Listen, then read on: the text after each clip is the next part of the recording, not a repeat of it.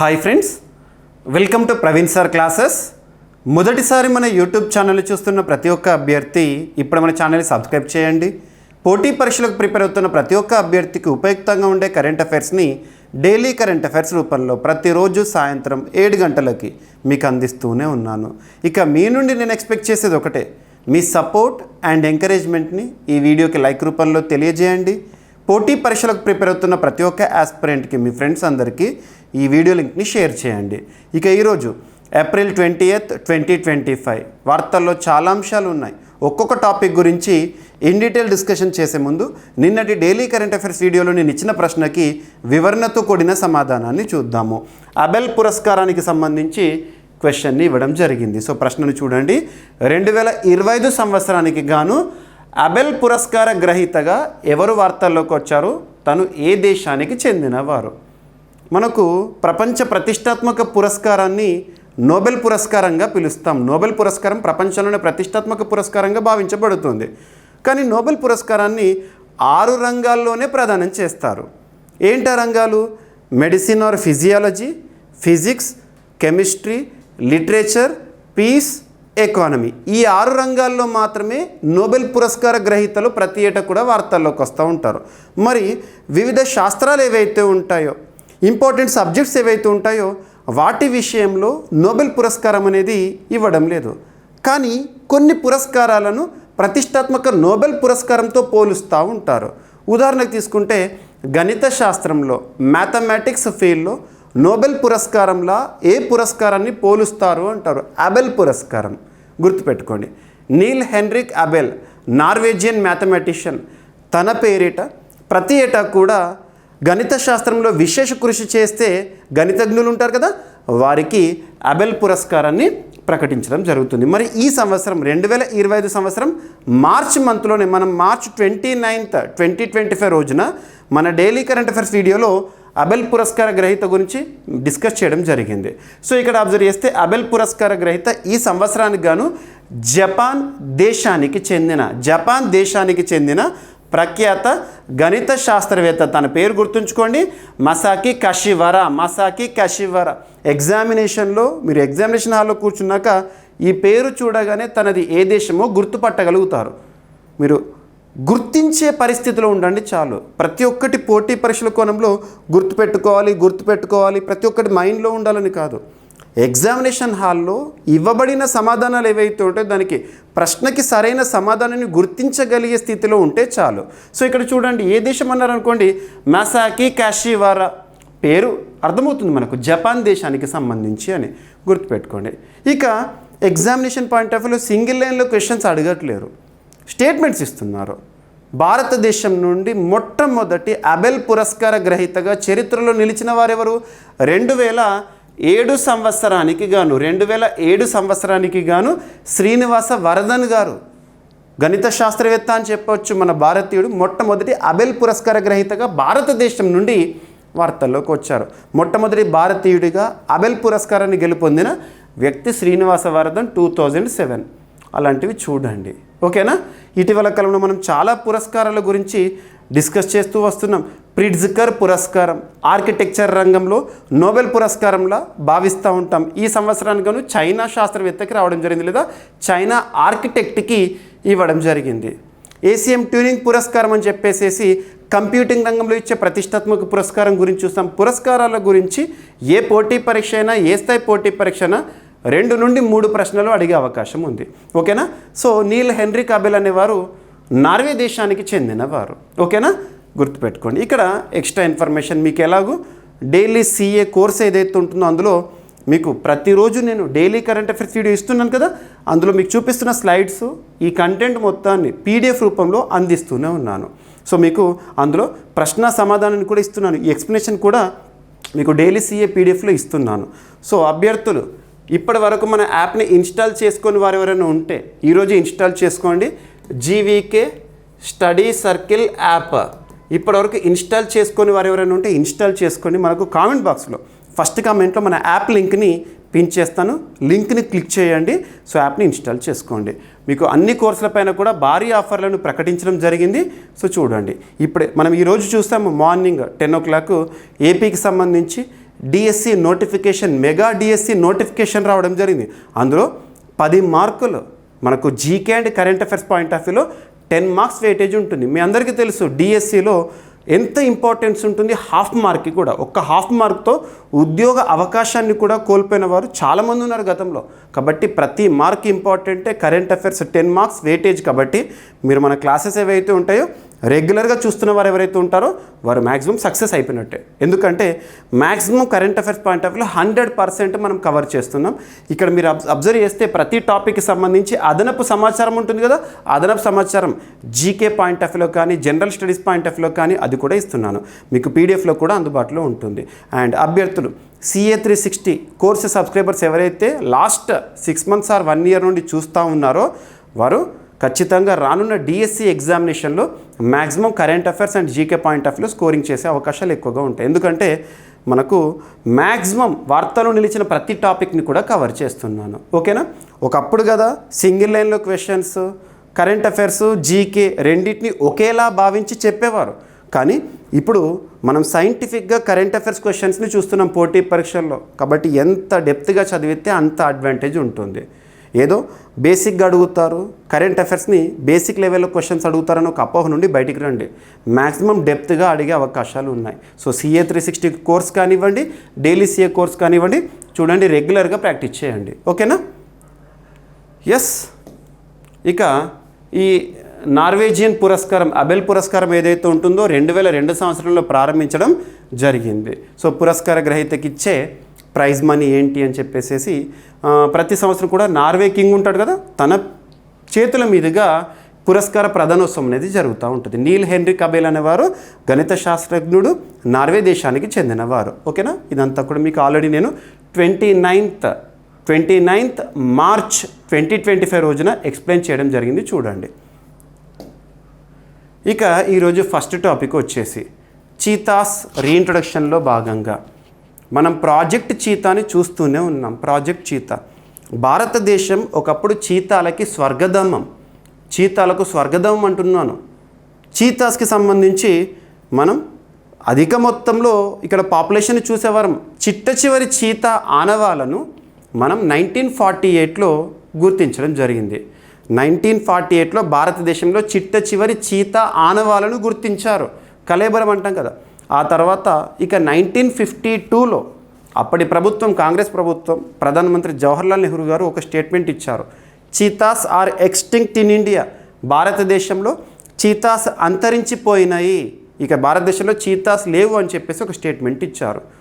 అలా అంతరించిపోయిన చీతాలను భారతదేశంలో పునఃప్రవేశపెట్టడానికి ప్రాజెక్ట్ చీతా పేరుతో నరేంద్ర మోదీ గారి ప్రభుత్వము 2022 సెప్టెంబర్ 17న ఆఫ్రికా చీతాలను తీసుకువచ్చి మన భారతదేశంలోని మధ్యప్రదేశ్లో ఉన్న కునో జాతీయ పార్క్లో వాటిని సంరక్షించే చర్యలు తీసుకుంటున్నారు. రీసెంట్గా చాలా చూస్తున్నాం. మరి కునో జాతీయ పార్కులో వీటి యొక్క డెన్సిటీ రీత్యా రీసెంట్గా మధ్యప్రదేశ్లోని గాంధీ సాగర్ ఆ శాంక్చురీకి కూడా వాటిని బదిలీ చేస్తామని చెప్పడం జరిగింది. ఈరోజు 2 చీతాలను గాంధీ సాగర్కి కూడా తరలించారు. And at the same time నిన్నటి రోజున మనకు ఒక అఫీషియల్ స్టేట్మెంట్, ఆఫ్రికన్ చీతాస్ని దాదాపు 8 చీతాస్ని భారతదేశానికి తీసుకురాబోతున్నామని. భారతదేశానికి 8 ఆఫ్రికన్ చీతాస్ ఇప్పుడు ఏ దేశం నుండి? బోట్స్వానా దేశం నుండి. బోట్స్వానా. సో బోట్స్వానా ఆఫ్రికా ఖండంలోని ఈ ప్రాంతంలో ఉంటుంది. సో మనకి ఏదైనా దేశం గురించి డిస్కస్ చేస్తున్నామంటే ఆ లొకేషన్ అనేది మీకు చూపిస్తూనే ఉన్నాను. ప్రతి టాపిక్కి సంబంధించి ఇంపార్టెంట్ లొకేషన్స్ ఉంటే చూడాలి. ఓకేనా? మీకు మ్యాప్ పాయింటింగ్ అనేది కూడా చెప్తున్నాను. ఓకేనా? బోట్స్వానా దేశం నుండి 8 చీతాలను భారతదేశానికి తీసుకురావడానికి ఒప్పందం కుదిరింది. అతి త్వరలో రాబోతున్నాయి. ఇది ఒక టాపిక్. అండ్ ఇలాంటి వైల్డ్ లైఫ్కి సంబంధించి మనం టాపిక్స్ని నేర్చుకునేటప్పుడు సైంటిఫిక్ నేమ్ అనేది ఇంపార్టెంట్. అసినోనిక్స్ జుబేటస్. అసినోనిక్స్ జుబేటస్ అంటే చీతా సైంటిఫిక్ నేమ్. మరి ఆఫ్రికా చీతాలను ఎందుకు తీసుకొచ్చామంటే ఆఫ్రికా చీతాస్ అనేవి ఎటువంటి వాతావరణ పరిస్థితుల్లో అయినా కూడా మనుగడ సాగించగలుగుతాయి. ఓకేనా? గుర్తుపెట్టుకోండి. ఇక్కడ టాపిక్ ఏంటి, కాంటెక్స్ట్ ఏంటి, ఎందుకు మీకు చీతాస్ గురించి చెప్తున్నాను? బోట్స్వానా నుండి 8 చీతాస్ భారతదేశానికి. ఓకేనా? సో కేంద్ర ప్రభుత్వం ప్రాజెక్ట్ చీతా కింద ఆఫ్రికా నుంచి చీతాలను భారత్కు తిరిగి తెచ్చింది. అది మనం చూస్తున్నాం 2022 నుండి. 1952లో చీతాస్ అంతరించిపోయినాయి అని చెప్పేసి, cheetahs are extinct in India అని చెప్పేసి అప్పటి ప్రభుత్వం ప్రకటించింది. మరి ఇప్పుడు కొత్తగా బోట్స్వానా దేశం నుండి 8 చీతాలు 2 బ్యాచ్లలో భారత్కు తరలించబడతాయి అంట. మధ్యప్రదేశ్లోని కునో నేషనల్ పార్క్లో విడుదల చేయబడతాయి. Kuno national park very very important. ఓకేనా. కునోలో ప్రస్తుతం 26 చీతాలు ఉన్నాయి. వీటిలో 14 చీతా పిల్లలు భారత్లోనే జన్మించినాయి. సో చీతాస్ పిల్లలకు జన్మనించడం కూడా చూస్తున్నాం మనం. సో 14 చీతాలు భారతదేశంలోనే జన్మించినాయి. గతంలో కొన్ని చీతాలు అనారోగ్యం కారణంగా మరణించడం, సుప్రీంకోర్టు జోక్యం చేసుకోవడం, ఇవన్నీ కూడా చూసాము. ఓకేనా. 2022 సెప్టెంబర్ 17 నరేంద్ర మోదీ గారి జన్మదినోత్సవం. తెలంగాణ రాష్ట్రానికి సంబంధించి విలీన దినోత్సవం, విద్రోహ దినోత్సవం, విమోచన దినోత్సవంగా చూస్తూ ఉంటాం కదా. సో గుర్తుపెట్టుకోండి. సో 2022 సెప్టెంబర్లో నమీబియా నుంచి 8 చీతాలు తీసుకొచ్చాం. ఫస్ట్ 5 ఆడ 3 మగ. తర్వాత 2023 ఫిబ్రవరిలో దక్షిణాఫ్రికా నుంచి 12 చీతాలు.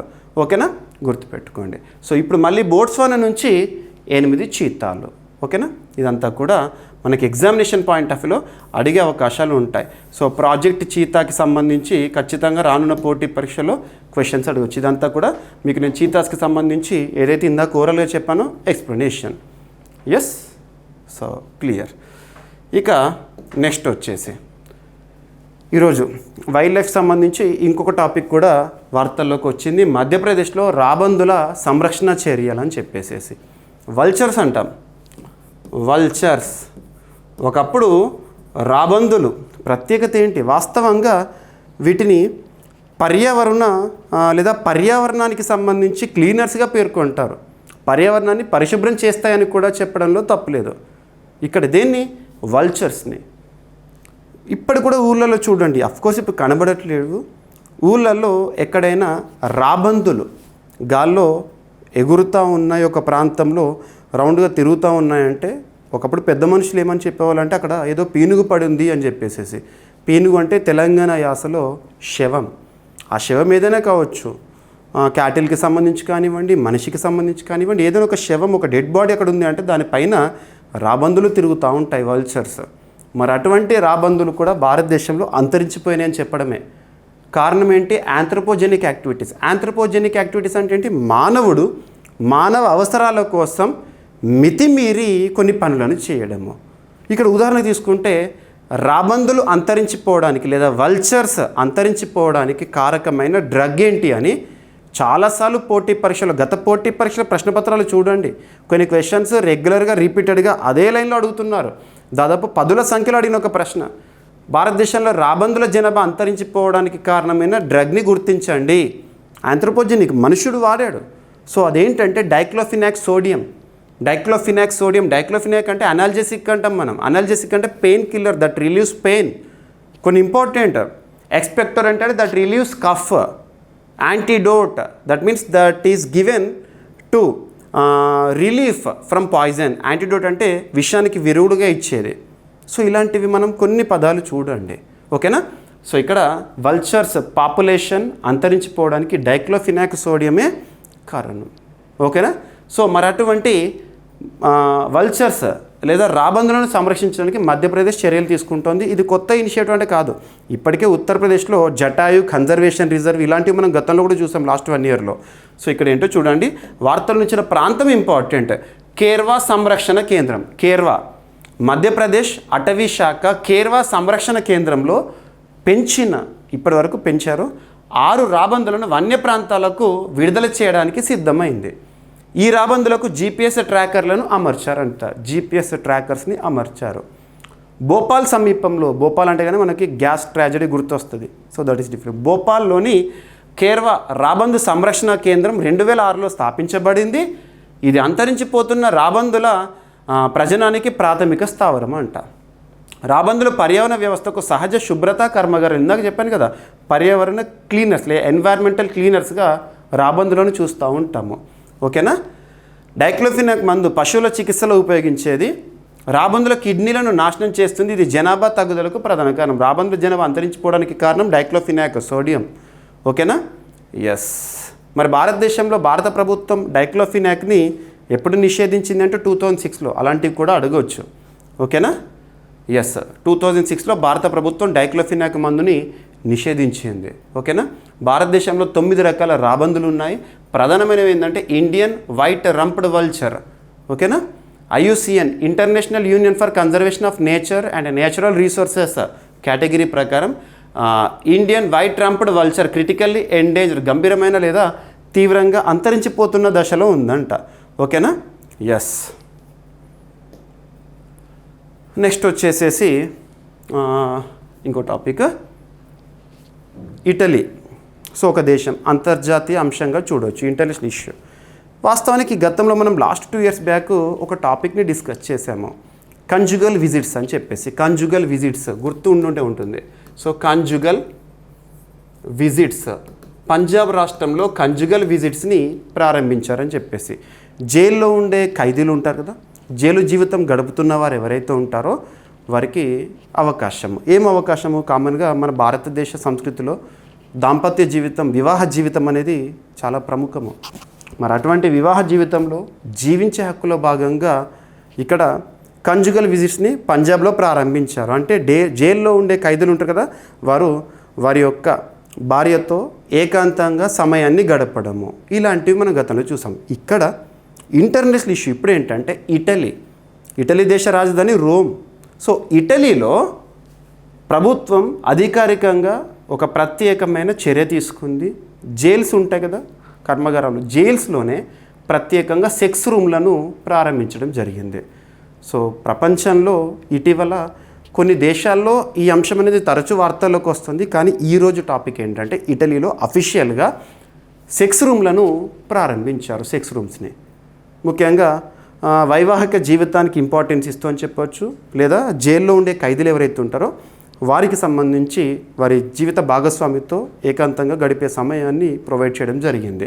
సో జైలులో సెక్స్ గదుల ఏర్పాటు. ఏ దేశం అంటారో? ఇటలీ. సో మ్యాప్ పాయింటింగ్ చూడండి. ఇటలీ ఐరోపా ఖండంలోని ఒక దేశము, రాజధాని వచ్చేసేసి రోమ్, గుర్తుపెట్టుకోండి. ఓకేనా. జీవించే హక్కు ఆర్టికల్ 21 మన భారతదేశానికి సంబంధించి ప్రాథమిక హక్కుల్లో. ఇటలీ ప్రభుత్వం జైళ్లలో ఖైదీలు తమ భాగస్వాములతో ఏకాంతంగా గడపడానికి ప్రత్యేక గదులను ప్రవేశపెట్టింది. ఇది దేశంలోనే మొదటిసారి. ఉత్తర ఇటలీలోని ఒక జైలు ఖైదీ ఒకరు తన భార్యతో శారీరక సంబంధం కోసము కోర్టును అభ్యర్థించారు. నా భార్యతో శారీరకంగా సంబంధం కావాలి, సో నేను జైలు జీవితంలో ఉన్నాను అని అడిగితే కోర్టు మంజూరు చేసింది. సర్వోన్నత న్యాయస్థానం హక్కును అనుమతించింది. సో ఫ్రాన్స్, జర్మనీ, స్వీడన్ వంటి దేశాల్లో ఇప్పటికే ఈ కంజుగల్ విజిట్స్ లేదా సెక్స్ రూమ్స్ అనేవి అమల్లో ఉన్నాయి. ఇటలీ ఇప్పుడు ఈ నియమాన్ని అనుసరిస్తోంది. నార్వేలోని జైలు ఓపెన్ ప్రిజన్ మోడల్కు ప్రసిద్ధి. అక్కడ ఖైదీలకు ఎక్కువ స్వేచ్ఛ ఉంటుంది. ఇంకా ఖైదీలకు ఎక్కువ స్వేచ్ఛ ఉండేది ఎక్కడంటే నార్వేలో. ఎస్. సో తువాలు, వాస్తవానికి ఈ టాపిక్ నిన్నే వార్తల్లోకి వచ్చింది. ఇక్కడ తువాలు గురించి మనం లాస్ట్ 3 years నుండి వింటున్నాం. మీకు తరచు నేను రిపీట్ చేస్తూనే ఉన్నాను. ఏదైనా వాతావరణ మార్పుకు సంబంధించి లేదా క్లైమేట్ చేంజ్కి సంబంధించి ఎన్వైరన్మెంటల్ ఇష్యూస్ గురించి చెప్పినప్పుడు కొన్ని ప్రాంతాల గురించి తరచు మీకు చెప్తున్నాను. ఇండోనేషియా దేశ రాజధాని జకర్తా కదా. ఇండోనేషియా తన రాజధానిని మార్చుకునే ప్రక్రియలో ఉంది అని చెప్పాను. నుసంతరాకి రాజధానిని మార్చుకుంటుంది. కారణం ఏంటి? Because of rising sea level, సముద్ర మట్టం పెరుగుదల కారణంగా రాజధాని మార్చుకుంటున్న దేశంగా ఇండోనేషియా. తువాలు తుడుచుకు పెట్టుకుపోతుంది అని చెప్పేసి మీకు చాలాసార్లు చెప్పాను. ఈ డైలాగ్ కూడా మీరు కామెంట్లో చాలాసార్లు రాశారు. సో రైమింగ్ అని చెప్పేసి. సో తువాలు ప్రపంచంలోనే మొట్టమొదటి డిజిటల్ కంట్రీగా గతంలోనే వార్తల్లోకి వచ్చింది. చిన్న దేశము. అటువంటి తువాలులో తొలి ATM సర్వీసెస్ అనేవి నిన్నటి నుండి ప్రారంభమైనాయి. ATM services. సో తువాలు మనం అబ్జర్వ్ చేస్తే, సో తువాలు ప్రపంచంలో ఎక్కడ ఉంటుంది ప్రాంతం అని చెప్పేసి, సో ఆస్ట్రేలియాకి దగ్గరలో ఉంటుంది. ఓకేనా. వన్వాటు, తువాలు, సాలమన్ ఐలాండ్స్ ఇవన్నీ ఒక ప్రాంతంలో ఉంటాయి. Papua new Guinea. So Pacific మహాసముద్రంలో ఒక ఐలాండ్ కంట్రీ, చిన్న దేశము. అతి త్వరలో అది మునిగిపోతుంది, అందుకే డిజిటల్ కంట్రీ అయిపోతుంది. తువాలులో మొదటి ATM ఈ నెల 15 ప్రారంభించబడింది. దీని ప్రధాని ఫెలెట్టి టియో ఉద్ఘాటించారు. జాతీయ బ్యాంక్ జనరల్ మేనేజర్ వారు ఇటీవల దాన్ని ప్రారంభించారు. తువాలులో తొలిసారి ATM సర్వీసులు, ఆ దేశంలో ఇప్పుడు ATM సర్వీసులు ప్రారంభమైనాయి అంట. ఇక తువాలు అనేది ఆస్ట్రేలియా మరియు హవాయి మధ్య 25 చదరపు కిలోమీటర్ల విస్తీర్ణంలో ఉండే ఒక దేశము. ఇది 9 దీవులతో కూడిన దేశము మరియు ప్రపంచంలోని అతి తక్కువ జనాభా కలిగిన దేశం. ఇక్కడ జస్ట్ అరౌండ్ 11,000 మెంబర్సే ఉన్నారు. తువాలు దేశంలో పాపులేషన్ వేలల్లో అంతే. రాజధాని ఫునాఫుటి, ఓకేనా. ఇక్కడ ఎయిర్పోర్ట్ కూడా ఉంది.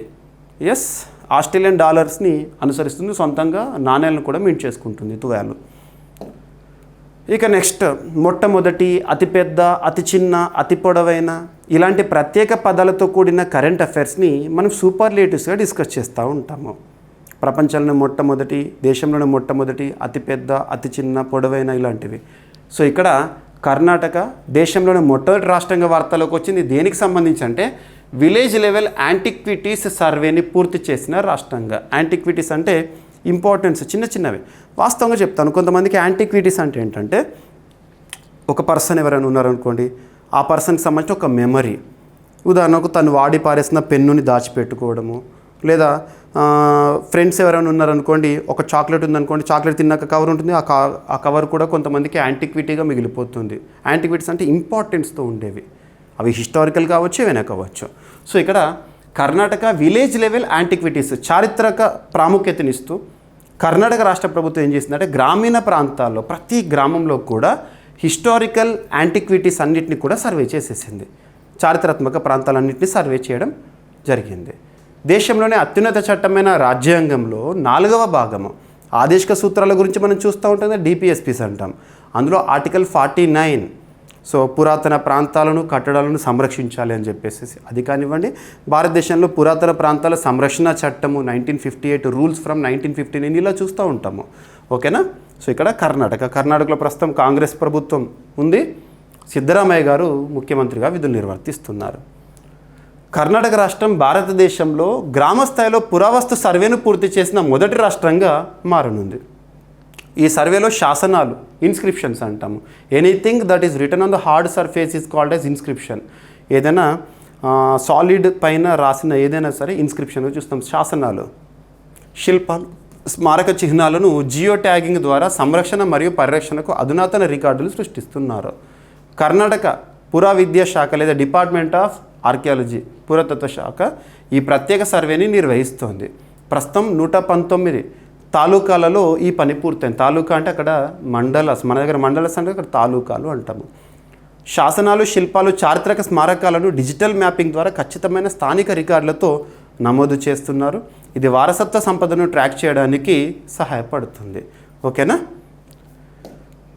అండ్ సో కర్ణాటకలోని యునెస్కో ప్రపంచ వారసత్వ ప్రాంతాలు, యునెస్కోకి సంబంధించి ఏ రికగ్నిషన్ అయినా ఇంపార్టెంట్. మనం నిన్నటి క్లాస్లో కూడా చూసాము. యునెస్కో వరల్డ్ మెమరీ ఆఫ్ రిజిస్టర్లో భారతదేశంలో రెండింటిని గుర్తించింది అని చెప్పేసి, భగవద్గీతను, నాట్యశాస్త్రాన్ని. వాటి చేరికతో 14 చేరింది World Memory of Register from India. So UNESCO World Heritage sites 43 ఉన్నాయి. ఇంటాంజిబుల్ కల్చరల్ హెరిటేజ్ లిస్ట్లో భారతదేశం నుండి 15 ఉన్నాయి. క్రియేటివ్ సిటీస్ నెట్వర్క్ లిస్ట్లో 8 ఉన్నాయి. ఇవన్నీ చూడండి. సో ఇక్కడ అబ్జర్వ్ చేస్తే యునెస్కో వారసత్వ ప్రాంతాలు కర్ణాటకలో ఏమి ఉన్నాయి ఇప్పటికీ? హంపి, పట్టడకల్, బాదామి గుహలు ఇవి. అండ్ ప్రాచీన శాసనాలు, కర్ణాటకలోని హల్మిడి శాసనం కన్నడ భాషలో రాసిన అత్యంత ప్రాచీన శాసనంగా గుర్తింపు ఉంది. ఎక్స్ట్రా ఇన్ఫర్మేషన్, మీకు ఎక్స్ట్రా ఇన్ఫర్మేషన్ కూడా మీకు ఎగ్జామినేషన్ పాయింట్ ఆఫ్ వ్యూలో ఇస్తున్నాను. ప్రతిరోజు ఒక్కొక్క టాపిక్ మ్యాక్సిమం వర్కౌట్ చేస్తున్నాను, ఓకేనా. ఎస్. ఇక ఉత్తరాఖండ్ అనగానే ఇటీవల కాలంలో మనకు చాలా అంశాలు గుర్తుకు రావాలి. ఏంటవి? దేశంలోనే మొట్టమొదటి రాష్ట్రంగా ఉత్తరాఖండ్ రాష్ట్రం నిలిచింది. రాజ్యాంగంలో పార్ట్ 4 ఆఫ్ ఇండియన్ కాన్స్టిట్యూషన్ ఆదేశిక సూత్రాల్లోని 44 యూనిఫామ్ సివిల్ కోడ్ని అమలు చేసిన మొట్టమొదటి రాష్ట్రంగా ఉత్తరాఖండ్ రాష్ట్రానికి ముఖ్యమంత్రిగా పుష్కర్ సింగ్ ధామీ గారు ఉన్నారు. బీజేపీ అధికారంలో ఉంది. ఉత్తరాఖండ్ అనగానే సంస్కృత భాష అభివృద్ధి కార్యక్రమాలతో తరచూ వార్తల్లోకి వస్తుందని తరచూ మనం డిస్కస్ చేస్తూ ఉంటాము.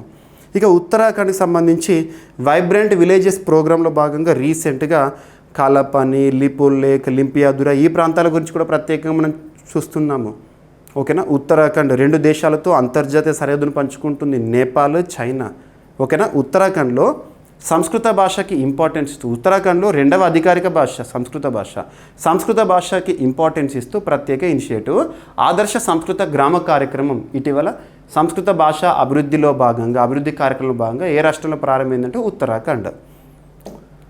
సో ఉత్తరాఖండ్ ప్రభుత్వం సంస్కృత భాషను ప్రోత్సహించే లక్ష్యంతో ఆదర్శ సంస్కృత గ్రామ కార్యక్రమాన్ని రీసెంట్గా ప్రారంభించింది.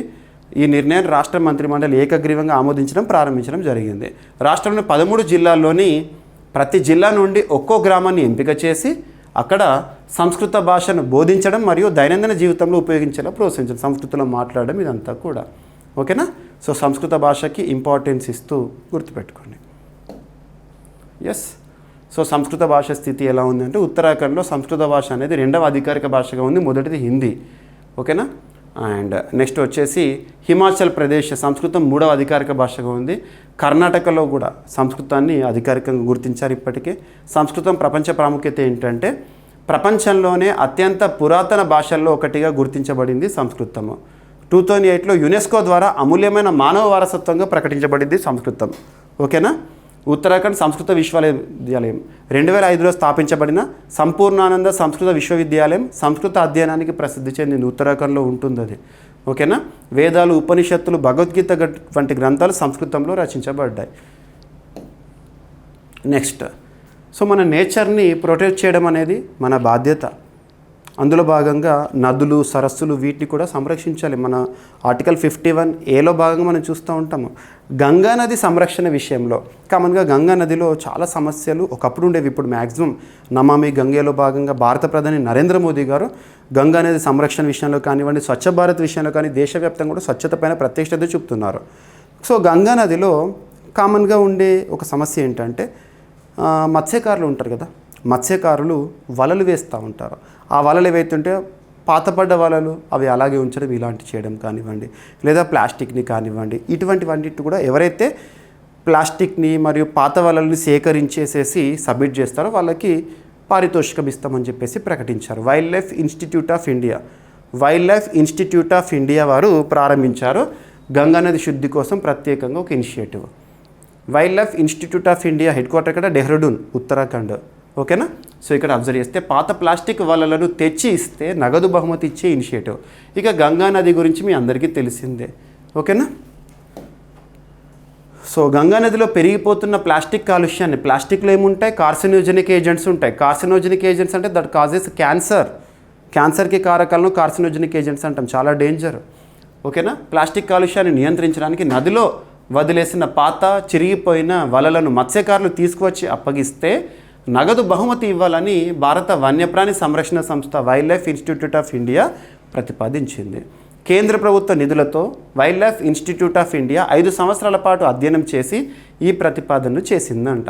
గంగా నదిలోని వదిలేసిన వలల్లో తాబేళ్ళు, మొసళ్ళు చిక్కుకొని ప్రాణ నష్టం జరుగుతోంది. సో సీ ఎన్వైర్న్మెంట్ లేదా మెరైన్ ఎన్వైర్న్మెంట్ లేదా రివర్ ఆక్వా ప్రాంతాలు ఏవైతే ఉంటాయో ఈ ప్లాస్టిక్ వేస్ట్ వల్ల, ఈ చినిగిపోయిన వలలు లోపల ఉండిపోవడం వల్ల అందులో చిక్కుకుపోయి పాపం జీవులు చచ్చిపోతున్నాయి, ఆక్వాటిక్ ఎనిమల్స్. ఓకేనా. ఉత్తరప్రదేశ్, బీహార్, జార్ఖండ్, పశ్చిమ బెంగాల్ రాష్ట్రాల్లో గంగానది వెంబడి ఉన్న బ్లాక్ పంచాయతీ కార్యాలయాలలో పాత వలలను సేకరించే, పునర్వినియోగించే వ్యవస్థ లేదు. మత్స్యకారులు వదిలిపెట్టే వలలు సహజంగా నశించేందుకు 600 ఏళ్ళు పడుతుందంట ఒక్కొక్క వల. ఈ వలలు శిథిలమయ్యే సమయంలో మైక్రోప్లాస్టిక్ కాలుష్యాన్ని సృష్టిస్తాయి. ఓకేనా. గంగానది మీద ఆధారపడి 30 లక్షల మంది మత్స్యకారులు జీవిస్తున్నారు. పేదరికం, అవగాహన లేమి కారణంగా వలలను నదిలో వదిలేస్తున్నారు. కొత్త వలలు కొనుగోలు చేయడానికి ఆర్థిక స్తోమత కూడా లేని పరిస్థితి. పాత వలలను సేకరించి వాటిని పునర్వినియోగం చేయడం ద్వారా ఆదాయం పొందవచ్చని, దీనివల్ల వచ్చే ఆదాయాన్ని గంగానది శుద్ధి కోసం వెచ్చించవచ్చని wildlife institute of India వారు భావిస్తున్నారు. ఓకేనా. గంగా నది అత్యంత పొడవైన నది, అతిపెద్ద నది ఏమో మనకు బ్రహ్మపుత్ర. మాజులి ఐలాండ్ ఉంటుంది కదా, మాజులి ఐలాండ్ని కూడా యునెస్కో గుర్తించాలని చెప్పేసి చొరవ జరుగుతోంది, ప్రస్తుతం ప్రయత్నాలు జరుగుతుంది. మాజులి ఐలాండ్ ప్రపంచంలో అతిపెద్ద రివరైన్ ఐలాండ్, అది బ్రహ్మపుత్ర, డోంట్ కన్ఫ్యూజ్. సో ఇది గంగా నది ప్రవహించే రాష్ట్రాలు గుర్తుపెట్టుకోండి. ఇక wild life institute of India అనేది 1982లో ఏర్పాటైంది. డెహ్రాడూన్ ప్రధాన కేంద్రంగా పనిచేస్తుంది. Ministry of environment, forest, climate change మంత్రిత్వ శాఖ ఏదైతే ఉంటుందో అందులో పనిచేస్తుంది, అందులో ఒక విభాగంగా పనిచేస్తుంది. ఇక భారతదేశ సేంద్రియ ఉత్పత్తుల ఎగుమతులు 5,700 కోట్లకు చేరాయి. ఈరోజు మీరు అన్ని వార్తాపత్రికలు చూడొచ్చు, ఈనాడు, సాక్షి, అన్ని వార్తాపత్రికలు కూడా ఈరోజు ఉంది. సో ఇక్కడ అబ్జర్వ్ చేస్తే ఎక్స్పోర్ట్స్ ఇంపోర్ట్స్ అనగానే మినిస్ట్రీ ఆఫ్ కామర్స్ గుర్తుకు రావాలి, వాణిజ్య వ్యవహారాల మంత్రిత్వ శాఖ. ఎక్స్పోర్ట్స్ అన్న ఇంపోర్ట్స్ అన్న. అండ్ అగ్రికల్చరల్ ప్రోడక్ట్స్ ఎక్స్పోర్ట్స్ ఇలాంటి వార్తలకు వచ్చినాయి అనుకోండి, అపెడా గుర్తుకు రావాలి. మీకు చాలాసార్లు చెప్పాను, అపెడా ఈ సంస్థ గురించి చాలాసార్లు క్వశ్చన్ అడుగుతున్నారు. అపెడాని విస్తరించండి అని, ఫుల్ ఫామ్ ఏంటి అని. Agriculture and processed foods exports development authority. This is the organisation working under ministry of commerce. ఓకేనా. సో భారతదేశంలో సేంద్రియ ఉత్పత్తులు అంటే ఏంటి? ఆర్గానిక్, ఎటువంటి కెమికల్స్ పెస్టిసైడ్స్ వేయకుండా, రసాయనాలు లేకుండా పండించే పంట ఉంటుంది కదా, సేంద్రియ పంట అంటాం న్యాచురల్గా. ఓకేనా. ఆ ఉత్పత్తుల ఎగుమతులు భారతదేశంలో గడిచిన ఆర్థిక సంవత్సరంలో 5,700 కోట్ల రూపాయలు చేరిందట ఎగుమతులే. సో చాలా చాలా ఇంపార్టెంట్, ఎకానమీలో ఇది ఇంపార్టెంట్. గత ఆర్థిక సంవత్సరం అంటే ఏంటి? 2024-25 ఆర్థిక సంవత్సరం ఏప్రిల్ 1తో ప్రారంభమవుతుంది, మార్చ్ 31తో ముగుస్తుంది కదా. సో రీసెంట్గా మార్చ్ 31తో ముగిసిన ఆర్థిక సంవత్సరానికి భారతదేశం నుండి సేంద్రియ ఉత్పత్తుల ఎగుమతులు వచ్చేసేసి 5,700 కోట్ల రూపాయలకు చేరుకున్నాయి అంట.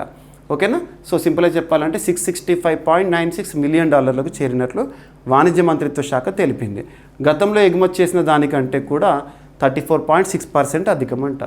అభివృద్ధి చెందిన దేశాల్లో సేంద్రియ పద్ధతుల్లో ఉత్పత్తి చేసిన పప్పుధాన్యాలు, వంట నూనెలు, తాజా ఫలాలు, కూరగాయలకు గిరాకీ పెరగడం అనేది దీనికి కారణం అంట. ఓకేనా. So very very important. పరిమాణం వచ్చేసి ఇంత ఎగుమతి చేసాము. ఎస్. సో సేంద్రియ వ్యవసాయం అంటే ఏంటంటే ఎటువంటి రసాయన ఎరువులు, క్రిమి సంహారకాలు ఉపయోగించకుండా సహజమైన పద్ధతుల్లో వ్యవసాయము. భారతదేశంలో మొట్టమొదటి ఆర్గానిక్ స్టేట్ సిక్కిం. సేంద్రియ వ్యవసాయము, న్యాచురల్ ఫార్మింగ్, ప్రకృతి వ్యవసాయం అంటే మనకు గుర్తొచ్చేది ఎవరంటే సుభాష్ పాలేకర్ ఇటువంటి వారు. ఓకేనా. నెక్స్ట్ భారత బగ్వా దానిమ్మలు ఉంటాయి కదా, దానిమ్మల ఎగుమతి. సో ఫ్రూట్స్ ఇటీవల యాంథూరియం ఫ్లవర్స్ ఎక్స్పోర్ట్ అని, ఉత్తరప్రదేశ్ నుండి బెల్లం ఎగుమతి అని, ఇలాంటివి చాలా చూస్తున్నాం మనము. సో ఇక్కడ అబ్జర్వ్ చేస్తే దానిమ్మ పండ్లు, సో స్పెషల్ వెరైటీ ఆఫ్ పొమగ్రెనేట్స్ ఉంటాయి కదా, వాటిని సముద్ర రవాణా ద్వారా విదేశాలకు ఎగుమతి చేయడం అనేది మొదటిసారి వార్తల్లోకి వచ్చింది. మొదటిసారి భారతదేశం నుండి. ఎక్కడికి? గమ్యస్థానం ఎక్కడ అని అడగొచ్చు. న్యూయార్క్కి, అమెరికాలోని న్యూయార్క్కి పంపించడం జరిగింది. ఇది కూడా వాణిజ్యం ఎగుమతి మన భారతదేశం నుండి. సో భారత తాజా పండ్ల ఎగుమతులకు పెద్ద ప్రోత్సాహంగా భారత బగ్వా దానిమ్మల మొదటి వాణిజ్య సముద్ర రవాణా న్యూయార్క్కు విజయవంతంగా చేరింది. స్పెషల్ వెరైటీ ఆఫ్ పొమగ్రెనేట్స్, ముఖ్యంగా Maharashtra famous for these type of పొమగ్రెనేట్స్. Bhagwa దానిమ్మ అంటే మహారాష్ట్ర గుర్తుకు రావాలి. ఓకేనా. Very very important. ఎస్. ఇక బగ్వా దానిమ్మలు ఇవి గాఢ ఎరుపు రంగులో ఉంటాయి, తీపి రుచి మరియు ఎక్కువ షెల్ఫ్ లైఫ్ కలిగి ఉంటాయి. మహారాష్ట్రలోని సోలాపూర్, నాసిక్ జిల్లాలు ఈ రకానికి ప్రసిద్ధి. ఓకేనా.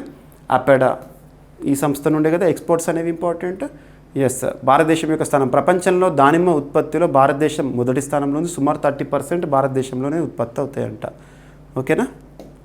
ఎక్స్ట్రా ఇన్ఫర్మేషన్ ఏదైతే ఉందో మీకు పీడిఎఫ్లో ప్రొవైడ్ చేస్తాను కదా, పీడిఎఫ్లో చూడండి. మీకు ఇక్కడ ఎంతవరకు అయితే ఎక్స్ప్లెయిన్ చేస్తున్నాను అంతవరకు ఎక్స్ప్లెయిన్ చేస్తున్నాను. మీకు రిమైనింగ్ మిస్లీనియస్ పాయింట్స్ కూడా పీడిఎఫ్లో ఇస్తున్నాను. అండ్ చదివింది ఎంతవరకు గుర్తుంటుంది అని తెలుసుకోవాలని ప్రతి ఒక్కరికి ఉంటుంది. కాబట్టి మీకు డైలీ సిఏ కోర్సులో టెస్ట్లను కూడా అప్లోడ్ చేస్తున్నాను. సో చదివిన అన్నీ అయిపోయిన తర్వాత టెస్టులు రాయండి. భారతదేశ తొలి దేశీయ ఏఐ సర్వర్ ఆదిపోలి అని చెప్పేసి మన వార్తాపత్రికలో చూసాం. ఆదిపోలి. సో ఇది మలయాళీ వర్డ్ ఆదిపోలి. ఆదిపోలి మలయాళంలో దీన్ని అద్భుతం లేదా సూపర్, వండర్ఫుల్, బ్యూటిఫుల్ అనే అర్థాన్ని ఇస్తుంది ఆదిపోలి. సో భారతదేశ తొలి దేశీయ AI server. So artificial intelligence server ముఖ్యంగా ప్రస్తుతం కంప్యూటింగ్ రంగంలో ఇంపార్టెంట్ రోల్ ప్లే చేయనుంది. Superlative topic. దేశంలోనే తొలి దేశీయ ఏఐ సర్వర్ పేరేంటి, ఏ సంస్థ తయారు చేసింది, ఎందుకు వార్తలోకి వచ్చిందంటే ministry of electronics and information technology concern మినిస్టర్గా ఉన్న అశ్విని కుమార్ వైష్ణవ్ గారు దీనికి సంబంధించి ప్రస్తావన చేశారు. సో ఇక్కడ అబ్జర్వ్ చేస్తే కేంద్ర ఎలక్ట్రానిక్స్ ఐటీ మంత్రి అశ్విని వైష్ణవ్ గారు దేశంలోనే డిజైన్ చేయబడిన మొట్టమొదటి దేశీయ లేదా భారతీయ ఏ సర్వర్ని ప్రదర్శించారు. ఈ సర్వర్ని ఎవరు డెవలప్ చేశారంటే వివిడిఎన్ టెక్నాలజీస్ వారు. వివిడిఎన్ టెక్నాలజీస్ గుర్తుపెట్టుకోండి, ఆదిపోలి దాని వారు తయారు చేశారు. ఓకేనా. అండ్ మేక్ ఇన్ ఇండియా ప్రణాళికలో భాగంగా దీన్ని తయారు చేశారు. ఓకేనా. సో ఇక సర్వర్స్ గురించి, ఏఐ సర్వర్స్ గురించి చూస్తే గత 10 సంవత్సరాల్లో భారత ఎలక్ట్రానిక్స్ తయారీ 5 రెట్లు పెరిగి 11 లక్షల కోట్ల రూపాయలకు చేరింది. ఎలక్ట్రానిక్స్ ఎగుమతులు 6 రెట్లు పెరిగి 3.25 లక్షల కోట్లకి రూపాయలకు అధిగమించాయి. ఓకేనా, దాదాపు 25 లక్షల ప్రత్యక్ష ఉద్యోగాలను ఈ రంగం అనేది సృష్టిస్తుందంట. ఓకేనా, సో వివిడిఎన్ టెక్నాలజీస్ అనేది 2007లో స్థాపించబడిన కంపెనీ. ఓకేనా, మేక్ ఇన్ ఇండియా అనేది 2014 నుండి స్వదేశీ ఇంపార్టెన్స్ ఇస్తూ దేశీయంగా తయారీని పెంచడం అనేది ఇంపార్టెన్స్లో. ఇక హానికర బ్యాక్టీరియాను నాశనం చేసే కీలక ప్రోటీన్ దాని యొక్క పనితీరును గుర్తిస్తూ ఒక ఐఐటి వార్తల్లోకి వచ్చింది. తరచూ వార్తలు నిలుస్తున్న అంశాలపైన పోటీ పరీక్షలకు ప్రిపేర్ అవుతున్న అభ్యర్థులు ప్రతిష్టతను చూపండి. లాస్ట్ 6 months ఆర్ 1 yearలో రెగ్యులర్గా రిపీటెడ్గా వార్తలు నిలుస్తున్న అంశాలను గుర్తించండి. వాటిని ఎగ్జామినేషన్ పాయింట్ ఆఫ్ వ్యూలో గుర్తుపెట్టుకోండి, ఎగ్జామినేషన్ హాల్లో మళ్ళీ గుర్తించండి. సో అలా ఐఐటీస్ కానీ, ఎక్సర్సైజెస్ ఇన్ న్యూస్కి సంబంధించి కానీ, జిఐటాకి సంబంధించి కానీ, యునెస్కో సంబంధించి కానివ్వండి, ఇవి చాలాసార్లు మనం చూస్తూ ఉంటాము. సో ఇక్కడ అబ్జర్వ్ చేస్తే ఐఐటికి సంబంధించి, సో ఐఐటి బాంబే శాస్త్రవేత్తలు, ఇండియన్ ఇన్స్టిట్యూట్ ఆఫ్ టెక్నాలజీ శాస్త్రవేత్తలు ఉబిక్విటిన్ అనే ప్రోటీన్ హానికర బ్యాక్టీరియాను తొలి దశలోనే ఎలా నాశనం చేస్తుందో కనుగొన్నారు. ఈ ఉబిక్విటిన్ అనే ప్రోటీన్ హానికర బ్యాక్టీరియా ఉంటుంది కదా, మన బాడీలోకి ప్రవేశించే ప్యాథోజన్ అంటే మన శరీరంలోకి ప్రవేశించి మన వ్యాధికి కారణమవుతుంది. అది ప్యాథోజన్, అది ఏదైనా కావచ్చు, ప్యాథోజన్ బ్యాక్టీరియానే కావచ్చు, వైరసే కావచ్చు, that may be anything. So హానికర బ్యాక్టీరియా శరీరంలోకి ప్రవేశించగానే దాన్ని గుర్తిస్తుంటే ఒక ప్రోటీన్, ఆ ప్రోటీన్ పేరేంటి, ఉబిక్విటిన్. దీని పనితీరుపైన అధ్యయనం చేస్తూ ఇటీవల ఏ శాస్త్రవేత్తల వార్తల్లోకి వచ్చారంటే ఐఐటి బాంబే. ఓకేనా, శరీరంలోకి ప్రవేశించిన బ్యాక్టీరియా మానవ కణాలపై దాడి చేయడం ప్రారంభిస్తే కణాలు వెంటనే ఈ ప్రోటీన్ ద్వారా వాటిని అపాయకరంగా గుర్తిస్తాయి. దే ఆర్ డేంజరస్ అని చెప్పేసి ఈ ప్రోటీనే గుర్తిస్తుంది. ఈ ట్యాగ్ తర్వాత కణాలు చుట్టుముట్టి బ్యాక్టీరియా ఉపరితలంపై ఉన్న ప్రోటీన్లు విచ్ఛిన్నం చేస్తే ఇది బ్యాక్టీరియా మరణానికి దారితీస్తుంది. ఈ ప్రక్రియ వల్ల శరీరంలో సంక్రమణ వ్యాప్తి చెందదు, ఆ వ్యాధి సంక్రమణ అనేది జరగదు. సో సింపుల్గా చెప్పాలంటే ఇది ఇమ్యూనిటీ పవర్ లాగానే, రెసిస్టెన్స్, యాంటీబాడీస్, యాంటీజెన్స్ మీకు తెలిసే ఉంటుంది. యాంటీజెన్ అంటే బయట నుండి వచ్చేది, యాంటీబాడీస్ అంటే మనకు ప్రతి దేహకాలు ఉంటాయి కదా పనిచేసేవి, సేమ్ అలాంటిది ఇక్కడ యాక్షన్ కూడా. ఓకేనా, యాంటీబయాటిక్లకు ప్రతిఘటన చూపించే సూపర్ బగ్స్లను నియంత్రించడానికి ఈ పరిశోధన సహాయపడుతుందంట. ఐఐటి బాంబే 1958లో ఏర్పాటైన సంస్థ. ఇక సైన్స్ అండ్ టెక్నాలజీలో ఇంకొక టాపిక్ ఇక్కడ నాసాకి సంబంధించి. సో నాసా చాలా పరిశోధనలు ఇటీవల వార్తలకు వస్తుంది. చంద్రుడు అనగానే నాసాకి సంబంధించి ఆర్టెమిస్ కానివ్వండి ఇలా. సో ఇక్కడ మార్స్ పైన నాసా చేసిన ప్రయోగం గతంలోనే చూసాము.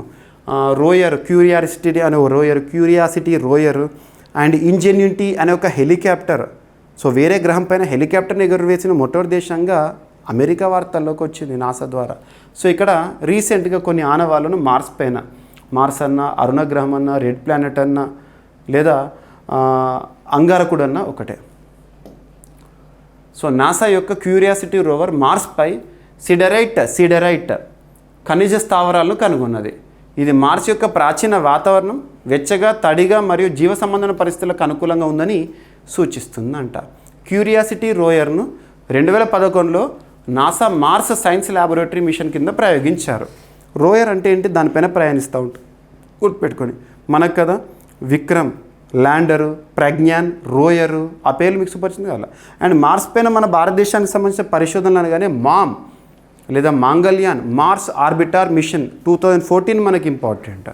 ఓకేనా, ఎస్. క్యూరియాసిటీ రోయర్ యొక్క ప్రత్యేకత ఏంటంటే ఇది మార్స్పై రసాయన ప్రయోగశాలను కలిగి ఉన్న మొదటి రోయర్. ఇది మట్టి, రాళ్ళ నమూనాలను విశ్లేషించి నీరు మరియు జీవాణుల సాధ్యతను అనిపిస్తుంటాడు, గుర్తుంచుకోండి. ఓకేనా, ఇక నెక్స్ట్. సో రానున్న రోజుల్లో ఒక ఇనాగ్రేషన్ అనేది వార్తల్లోకి వచ్చింది. సో అద్భుతమైన ఇన్ఫ్రాస్ట్రక్చర్ ప్రస్తుతం భారతదేశంలో ఇన్ఫ్రాస్ట్రక్చర్ పరంగా చూస్తే అద్భుతం. భారతదేశంలో మొట్టమొదటి వర్టికల్ రైల్ బ్రిడ్జ్ ఇటీవల పంబన్ వార్తల్లోకి వచ్చింది. ఆసియాలోనే అతి పొడవైన సముద్రంపై నిర్మించబడిన వంతెన అటల్ సేతు అని చెప్పేసి లాంగెస్ట్ వంతెన బ్రిడ్జ్ అటల్ సేతు ముంబైలో ఉంది. ఇలాంటివి మనకి ఇంపార్టెంట్ ఎగ్జామినేషన్లో అడుగుతారు. సో ఇక్కడ విజినం అంతర్జాతీయ ఓడరేవు ప్రారంభోత్సవం అనేది జరగబోతోంది కేరళలో ట్రాన్స్షిప్మెంట్కి సంబంధించి. భారత ప్రధాని నరేంద్ర మోదీ గారు 2 May 2025 నెక్స్ట్ ఒక 1 week తర్వాత తిరువనంతపురం సమీపంలోని విజినం అంతర్జాతీయ ఓడరేవును ప్రారంభిస్తారు. ఈ షెడ్యూల్ అఫీషియల్గా వార్తలోకి వచ్చింది. ఇది భారతదేశంలో మొట్టమొదటి semi automated deep water container transshipment ఓడరేవు. ఇక్కడ ప్రపంచంలోని అతిపెద్ద కంటైనర్ ఓడలు డాక్ చేయగలుగుతాయి. ట్రాన్స్షిప్మెంట్ అంటే ఏం లేదు, ఈ పెద్ద ఓడరేవుల నుండి పెద్ద ఓడలు ఉంటాయి కదా, మనకు పెద్ద పెద్ద సరుకులు తీసుకొచ్చిన ఓడలు ఉంటాయి కదా, వాటి నుండి చిన్న చిన్న బోట్లలోకి సరుకుని తరలించడము ట్రాన్స్షిప్మెంట్. కేరళ ప్రభుత్వం మరియు అదానీ ఓడరేవుల మధ్య పబ్లిక్ ప్రైవేట్ పార్ట్నర్షిప్ మోడల్లో 7,700 కోట్ల రూపాయల పెట్టుబడితో అభివృద్ధి చేయడం జరిగింది. ప్రపంచ సముద్ర మార్గాలకు దగ్గరగా ఉన్న స్ట్రాటజిక్ స్థానం ఇది. ఓకేనా. విజయం ఎక్కడ అని అడుగుతారు, ప్రస్తుతానికి అయితే అది గుర్తుపెట్టుకోండి. ఓకేనా. భారతదేశంలో ఇతర ప్రధాన ఓడరేవుల పేర్లు ఏంటి?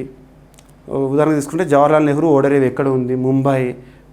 ముంద్రా ఓడరేవు గుజరాత్. చెన్నై ఓడరేవు చాలా ఫేమస్. మన Vizag port famous. Kakinada port.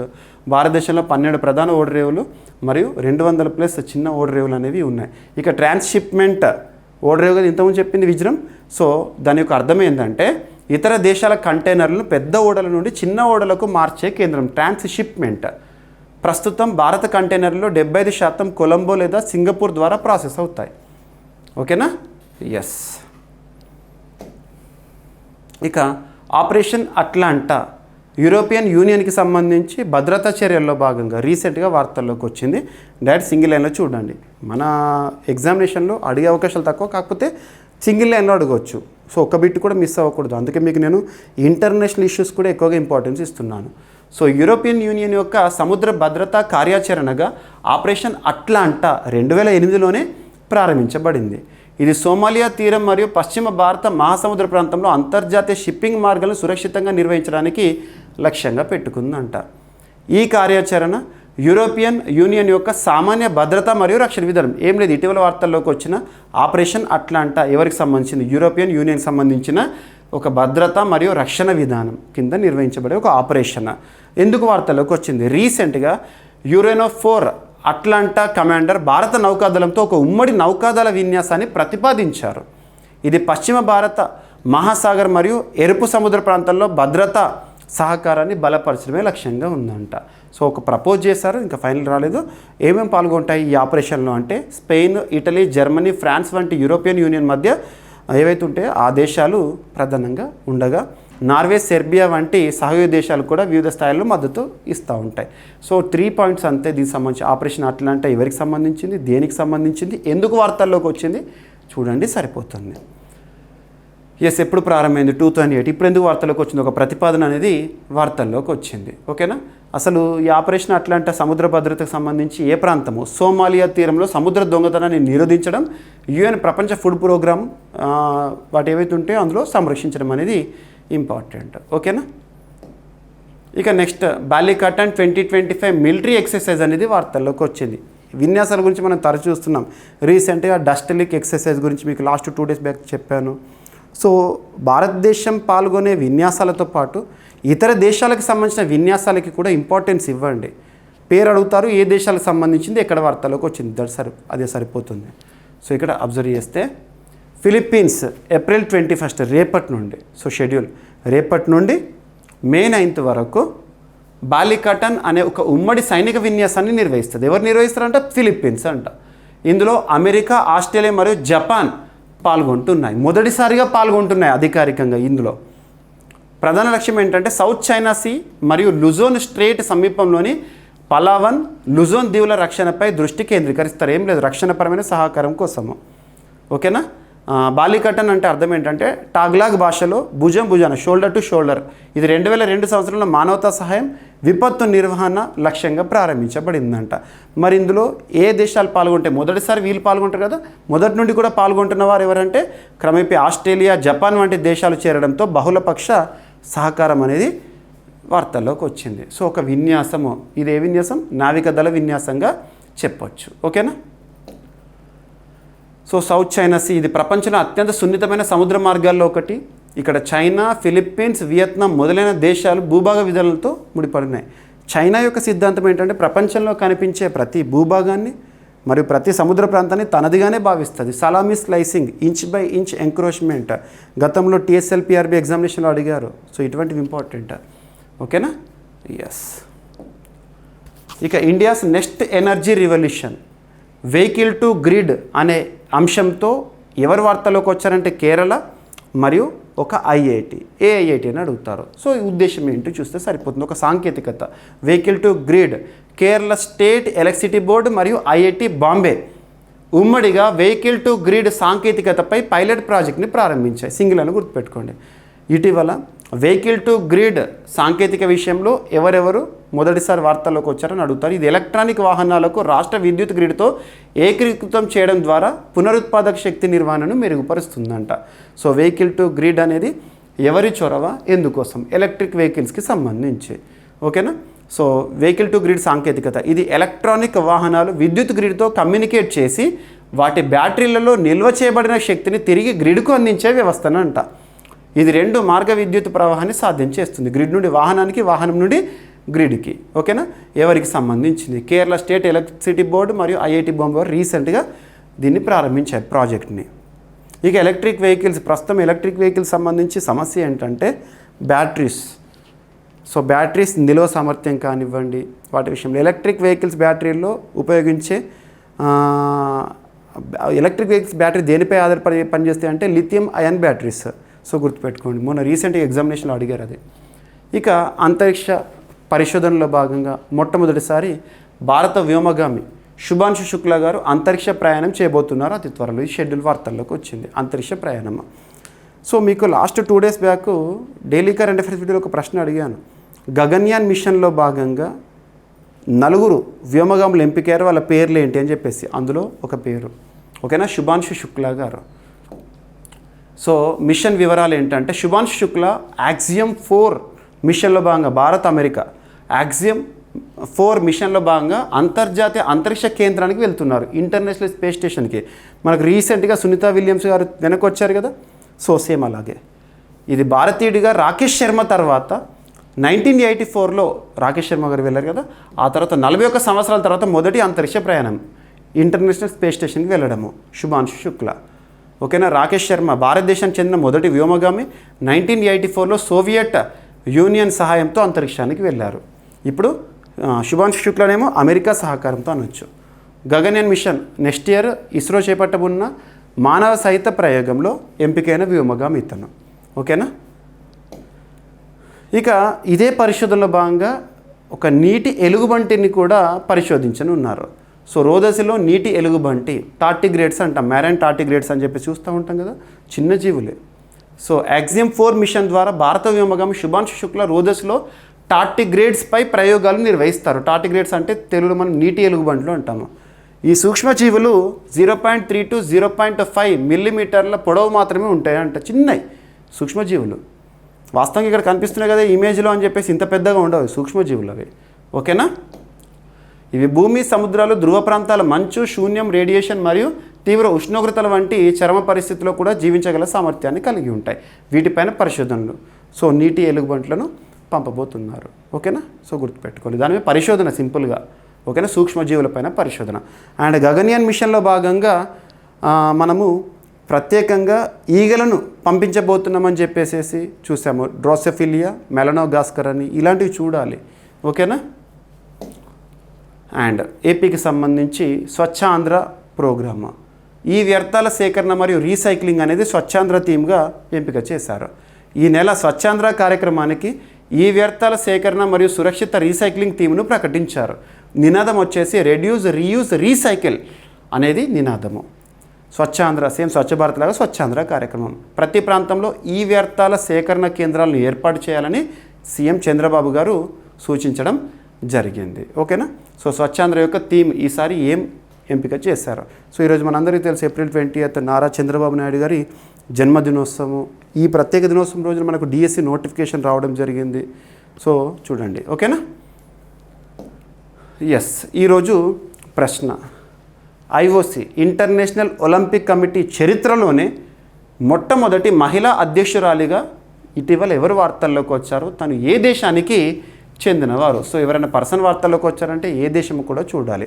So simple question, ప్రతి ఒక్కరి నుండి కూడా వీడియో చూస్తున్న చాలామంది ఆన్సర్స్ ఇస్తున్నారు, కానీ నేను ఎక్స్పెక్ట్ చేసేది ఏంటంటే ప్రతి ఒక్కరి నుండి కూడా సమాధానాన్ని కోరుకుంటున్నాను. మీకు ఎంతవరకు తెలిస్తే అంతవరకు, తప్పైనా పర్లేదు. నెక్స్ట్ డే నేను మళ్ళీ క్లారిటీతో ఎక్స్ప్లెనేషన్ ఇస్తాను కాబట్టి మీకు క్లియర్ అయిపోతుంది. రానున్న పోటీ పరీక్షలను దృష్టిలో ఉంచుకొని ఏ పోటీ పరీక్ష అయినా, ఏ స్థాయి పోటీ పరీక్ష అయినా ఈ టాపిక్ నుండి తప్పనిసరిగా ప్రశ్నలు వస్తాయని వేటినైతే భావిస్తానో వాటిని మీకు ఇక్కడ ప్రశ్న రూపంలో చూపిస్తున్నాను. సో ప్రతి ఒక్కరి ఇవ్వండి సమాధానము, మీకు ప్రాక్టీస్ అయిపోతుంది. ఇక ఒకసారి ర్యాపిడ్గా చూస్తే, సో ప్రాజెక్ట్ చీతా మరొకసారి వార్తలోకి వచ్చింది. బోట్సాన్ 8 చిరుతలు భారతదేశానికి వస్తాయంట.